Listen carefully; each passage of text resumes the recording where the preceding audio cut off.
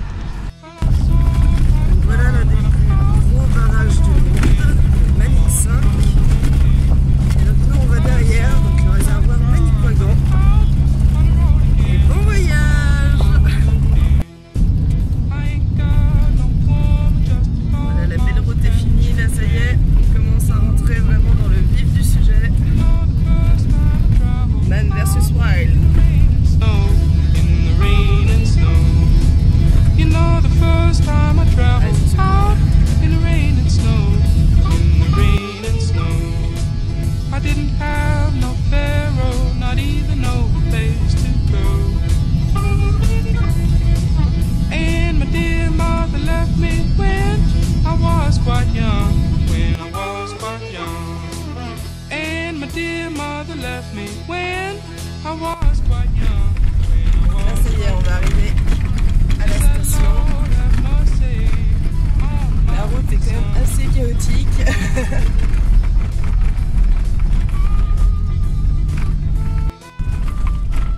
Et nous voilà arrivés à la station Wapchika.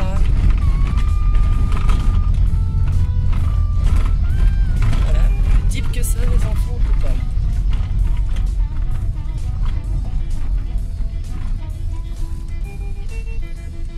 Et voilà, la voiture s'arrête là. Le canoë va commencer.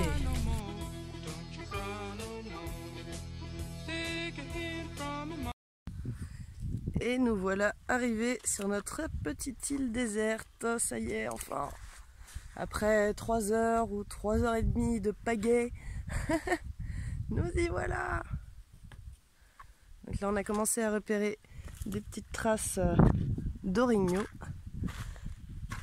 Mais pas d'ours, c'est une bonne nouvelle. Voilà. Bon allez, on va installer le poste de camping pour dormir et puis après on verra pour la cuisine et tout ça. Ciao.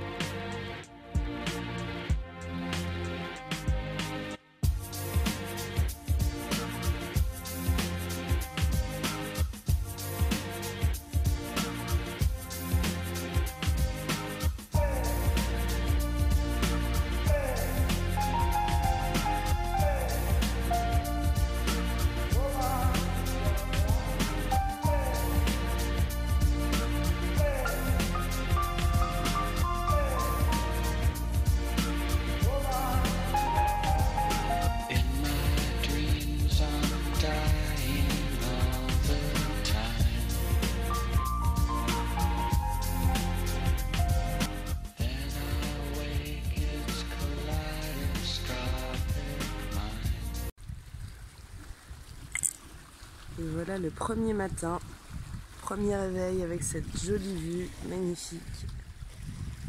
On n'a pas eu de soucis sur cette première nuit. Peut-être une petite visite d'orignal, mais il nous a pas embêtés. Là je retourne sur le camp. C'est pratique, on a une petite barrière naturelle là ici. Ce qui fait que si des animaux approchent, on va les entendre arriver. Et ça c'est une bonne nouvelle.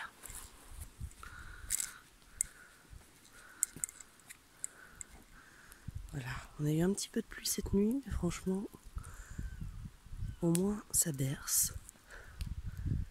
Et on entend moins les bruits de la forêt, ça stresse un peu moins. Mais quand même, regardez-moi cette vue du camp. On n'est pas malheureux.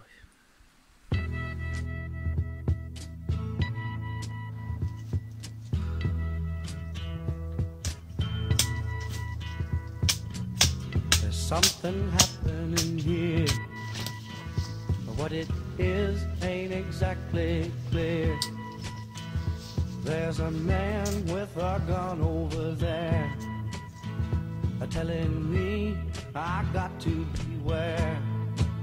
I think it's time time we stop. Children, what's that sound? Everybody look what's going. Salut! Donc je vais vous présenter maintenant ce qu'est un feu Dakota en fait. Donc c'est un feu de cuisine. Ça a été mis au point par les Indiens Dakota dans les plaines du même nom. Il y avait beaucoup de vent, donc ils devaient faire des feux enterrés. Donc en fait on creuse d'abord un trou dans la butte.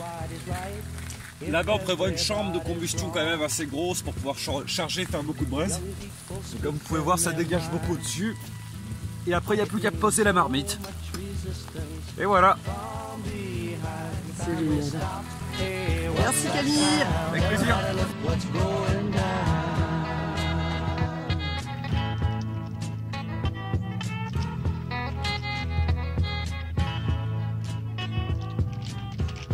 What a field day for the heat. 1,000 people in the street, singing songs and a carrying signs. Mostly say hooray for our side. It's time we stop. Hey, what's that sound? Everybody look what's going down.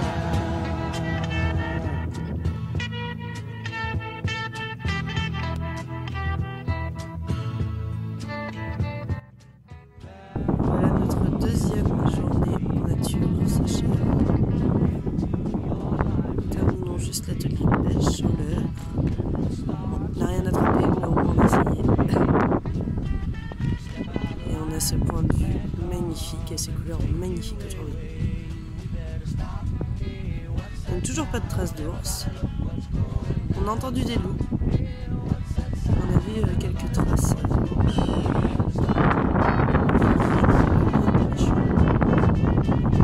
C'est pas aujourd'hui.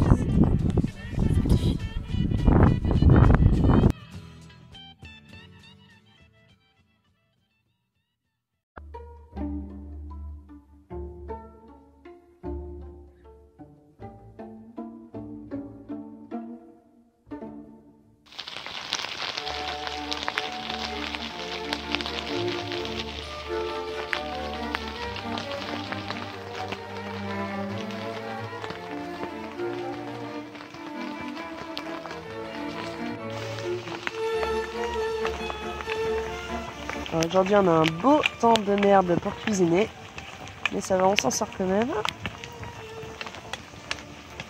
ça va être un petit bœuf séché, haricots verts, haricots rouges, petite poudre d'ail quand même, on essaie de se faire cuisiner et donner un peu de goût.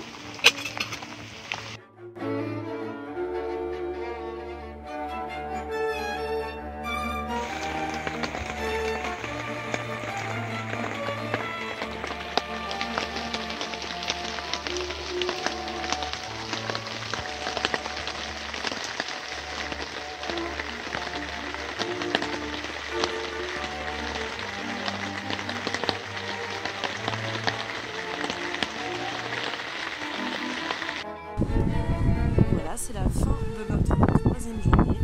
Donc aujourd'hui on a eu un temps de merde un petit peu. Camille a réussi à nous faire partir à un feu sous la flotte.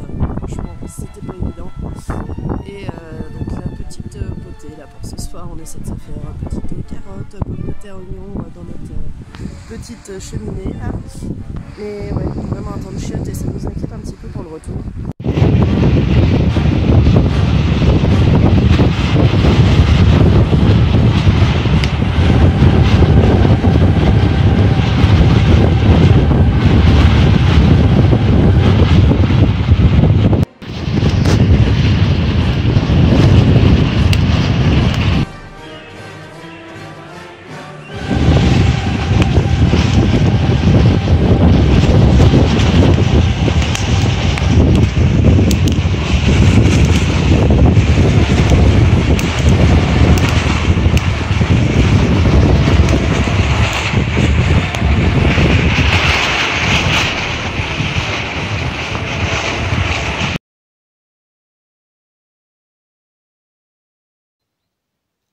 L'un des avantages quand on vit sur une île, c'est qu'on a relativement un bon contrôle de notre territoire. Donc tous les jours, on peut faire le tour des plages, observer ce qui est rentré sur l'île. Vous voyez, là, on pourrait on peut voir comme des traces de coussinets, là des traces de griffes. Et je pense que là, c'est plus une empreinte d'ours. D'autant plus que ça correspond à aucune des empreintes de pas qu'on aurait pu faire. Pas un gros, plutôt un petit, mais on va être plus vigilant. Surtout que là, ça s'est vraiment passé juste à côté de notre camp.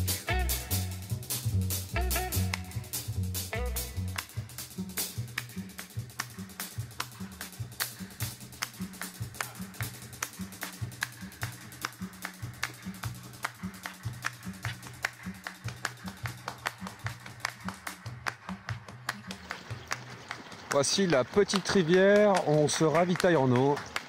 On est remonté assez haut pour éviter toute pollution et flaques d'eau stagnante. Et on vient de la goûter et elle est excellente. Et voilà pour le 4e jour, donc on est allé sur l'île faire notre petite recherche d'eau de source. Que là Camille est en train de filtrer avec son t-shirt.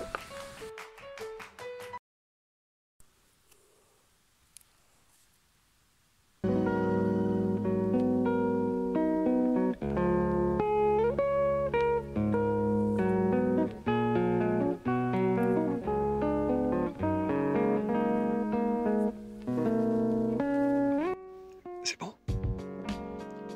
Vous voyez, dans la taïga, on trouve des espèces de poules sauvages, de cailles. C'est très appétissant, mais on a assez de bouffe, donc on va la laisser tranquille.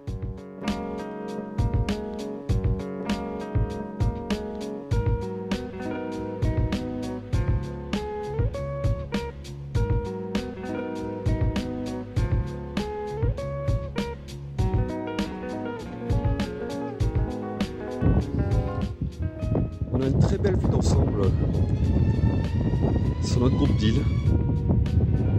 Juste en face, c'est vraiment l'île où on fait la cuisine, où on accroche la nourriture dans l'arbre. On y passe beaucoup de temps. Et elle est reliée par une petite bande sableuse là qu'on voit ici. Vraiment qui la relie à notre île principale. Derrière, c'est la 2e plus grosse île de notre archipel, peut-être celle qu'on a le moins explorée à présent. Et au fond, voilà la petite île. On aime bien s'installer pour aller pêcher. Alors sur l'île, on trouve une espèce de salix, une plante qui a l'air assez souple. Vous voyez là, je peux prendre une branche, faire le tour autour de mon doigt. Ça ne casse pas. Donc normalement les plantes comme ça, on peut les utiliser pour faire de la vannerie, essayer de sortir un peu de fibre. Et je vais essayer de sortir un peu de fibre pour me fabriquer comme une petite corde à mettre autour de mon couteau. Et voilà le résultat. Donc maintenant j'ai une petite cordelette à l'arrière qui va très bien. Je peux mettre ma main dessus et comme ça si jamais je lâche mon couteau, je reste en sécurité, je le perds pas.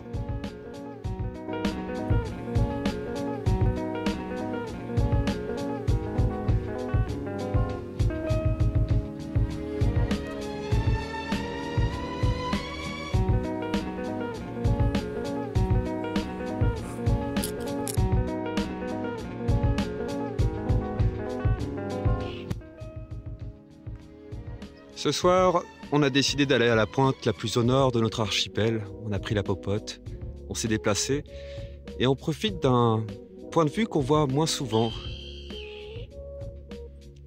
Là, ici, on voit la pointe nord de notre île principale où il y a notre campement.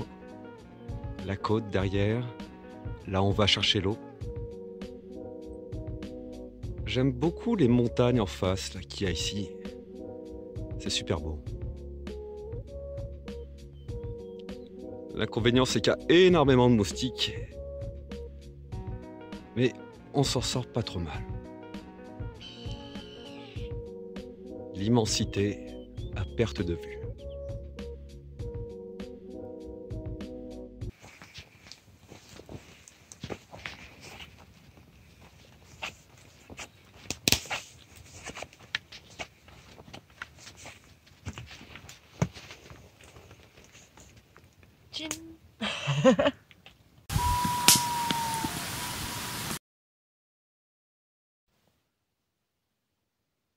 Bon matin à tous.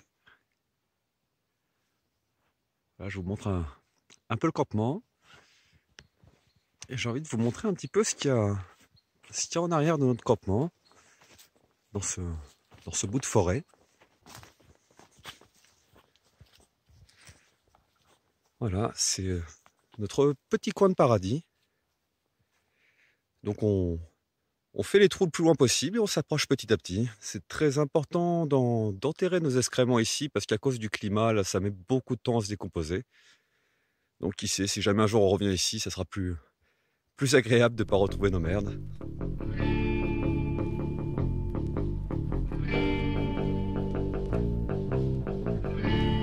Cinquième jour sur notre petite île paradisiaque. Et aujourd'hui, j'ai fait une petite découverte. Je vous montre. Là, sur le rocher qui est juste en face de moi, là, il y a des grenats. Je vous montre. Vous voyez cette petite pierre rose là.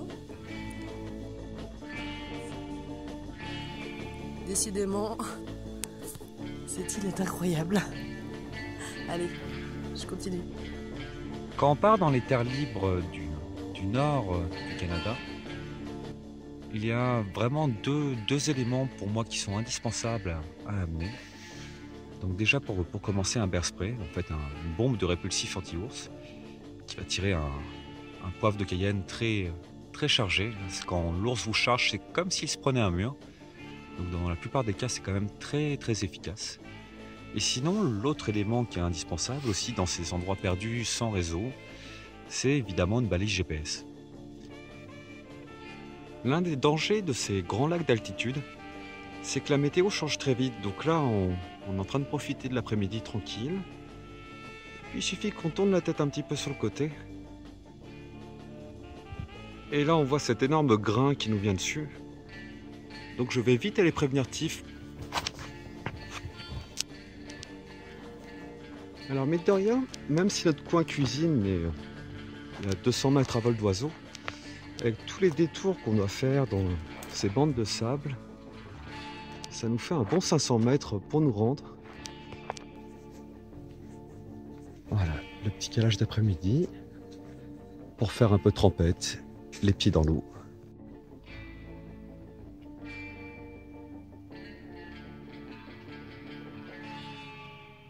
J'ai réussi à récupérer quelques grenades, je suis contente. C'est bien! J'en ai tout un petit pochon, on va regarder ça.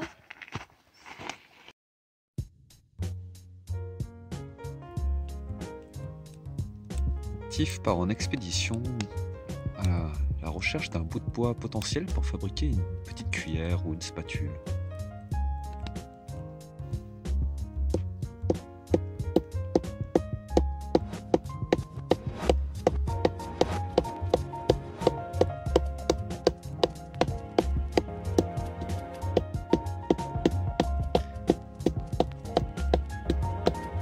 Voilà, tu tapes sur la lame et tu pousses en même temps. Je risque pas de péter le couteau là si. Non, c'est un couteau qu'on a vraiment pris pour ça.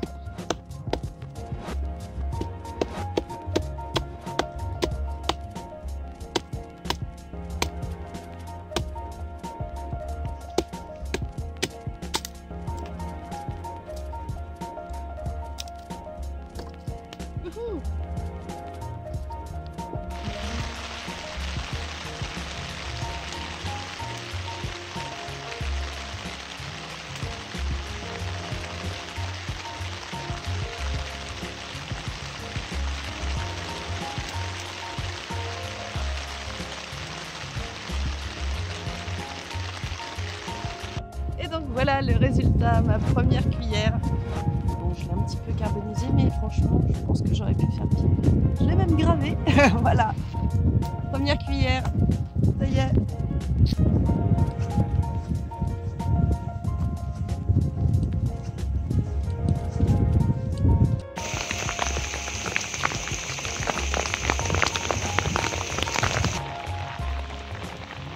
Les conditions sont vraiment pas au top pour notre dernier soir. Donc là on attend un peu que ça passe. Pour le moment on est à l'abri là sous la petite bâche. Et voilà, dès que ça se tasse un peu, on va pouvoir recommencer. Ça s'éclaircit un peu là-bas, ça devrait pas trop tarder.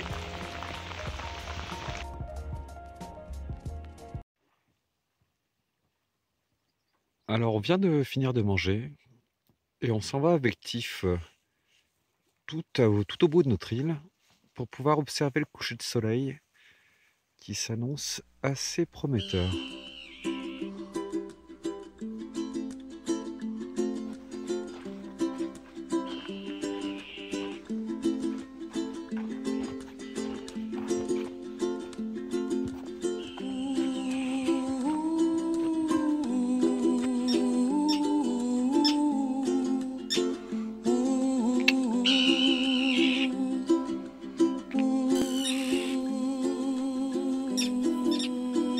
Voilà, nous arrivons à la fin de notre périple. Ça y est, 5e jour, dernier soir sur l'île. On profite d'un très beau point de vue avec un magnifique coucher de soleil. And the dreams that